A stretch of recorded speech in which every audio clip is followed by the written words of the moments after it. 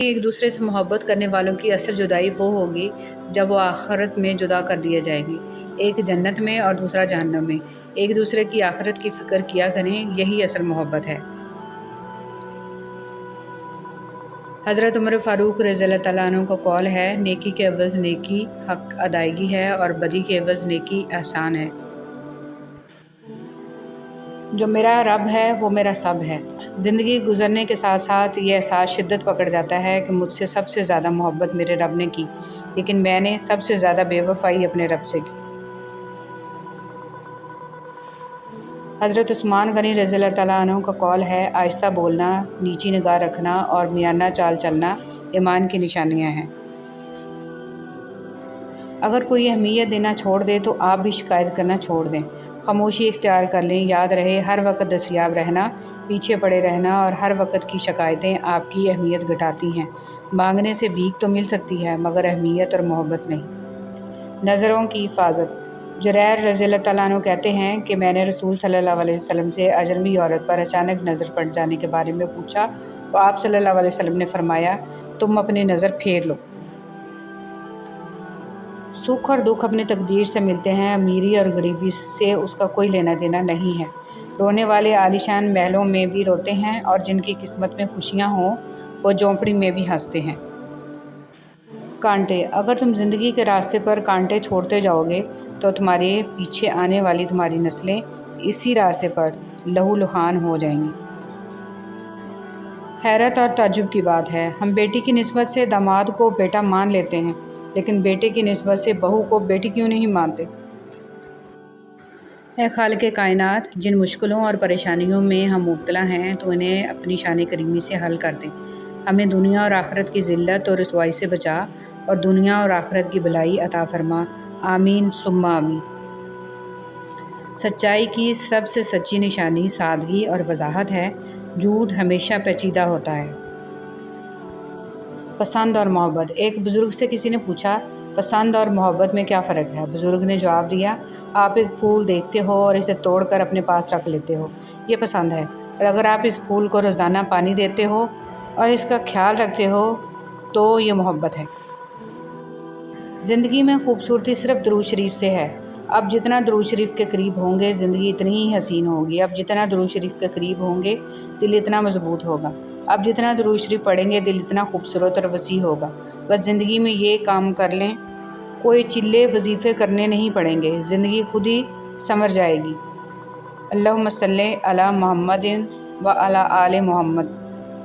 صلی اللہ علیہ وسلم کی سنتوں کی پیروی کرنا۔ رسول صلی اللہ علیہ وسلم نے ارشاد فرمایا، جب میں تمہیں کسی چیز سے روکوں تو تم بھی اس سے پرہیز کرو، اور جب میں تمہیں کسی بات کا حکم دوں تو بجا لاؤ جس حد تک تم میں طاقت ہو۔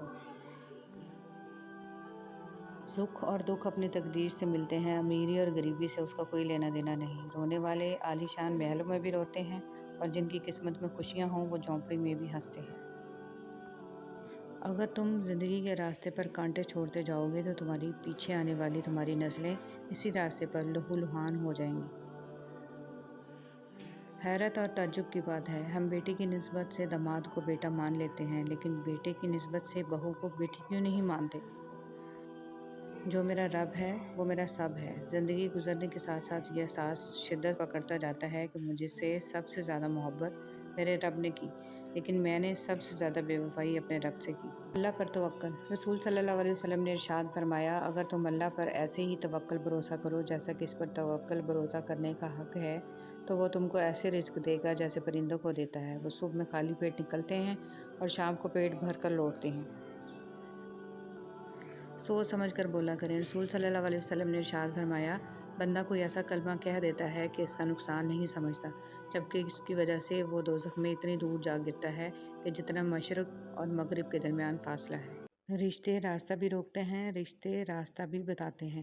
رشتے کچھ راس بھی نہیں آتے، کچھ بنا چاش کے بھی رشتے ہوتے ہیں۔ رشتے آس دلاتے ہیں، رشتے کبھی کبھی جسم کا ماس بھی کھاتے ہیں۔ رشتے میں رس بھی ہے اور رشتوں پر بے بس بھی ہوتے ہیں۔ تقویٰ۔ جس طرح اللہ تعالیٰ سے ڈرنے والے کے معاملات آسان ہو جاتے ہیں، اسی طرح تقویٰ چھوڑنے والے کے معاملات مشکل ہو جاتے ہیں۔ بسم اللہ الرحمن الرحیم۔ ہمیشہ الحمدللہ کہیں اور یاد رکھیں آپ کی زندگی لاکھوں سے بہتر ہے۔ اللہ تعالیٰ نے حضرت یونس علیہ السلام کی دعا قبول کی اور مچھلی کو حکم دیا کہ جو تیرے پاس ہماری امانت ہے اگل دے۔ 40 دن کے بعد مچھلی نے دریا کے کنارے پر آپ کو زندہ سلامت اگل دیا۔ وہ ایسی جگہ تھی نہ تو کوئی درخت تھا اور نہ سبزہ، بالکل چٹیل میدان تھا۔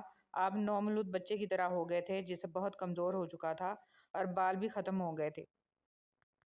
بہت سارے لوگ آپ کی زندگی میں آئیں گے اور چلے جائیں گے، لیکن صرف سچے دوست ہی آپ کی زندگی میں اپنے پیروں کے نشان چھوڑ جائیں گے۔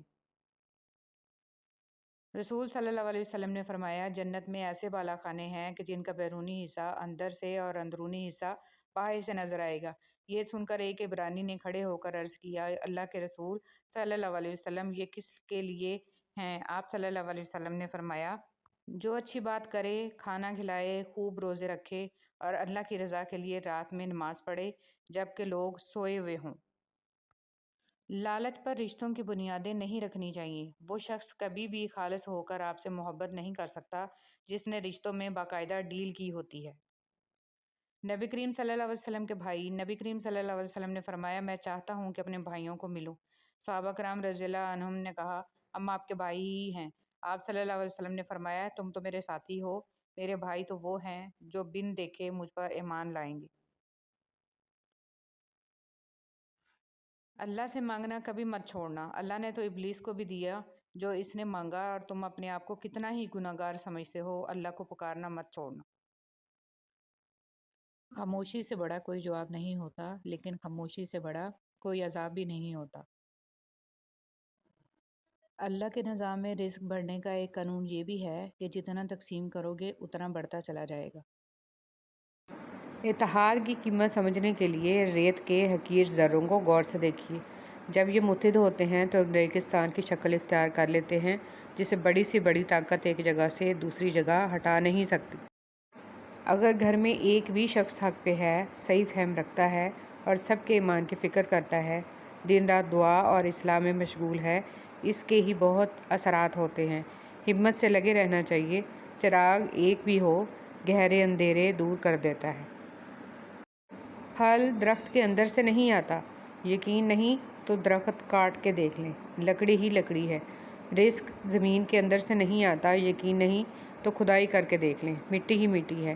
یہ سب تو اللہ کے حکم سے آتا ہے، چاہے زمین سے نکالے یا آسمان سے اتارے۔ مذہب میں سے انسانیت اور خدمت نکال دی جائے تو صرف عبادت رہ جاتی ہے، اور محض عبادت کے لیے اللہ کے پاس فرشتوں کی کوئی کمی نہیں۔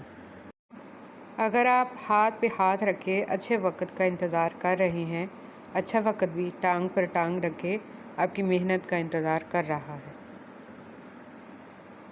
چینی کہاوت ہے کہ سیمنٹ سے بھی ایک نصیحت ملتی ہے، جوڑنے کے لیے بھی نرم ہونا ضروری ہے اور جوڑے رکھنے کے لیے بھی سخت ہونا ضروری ہے۔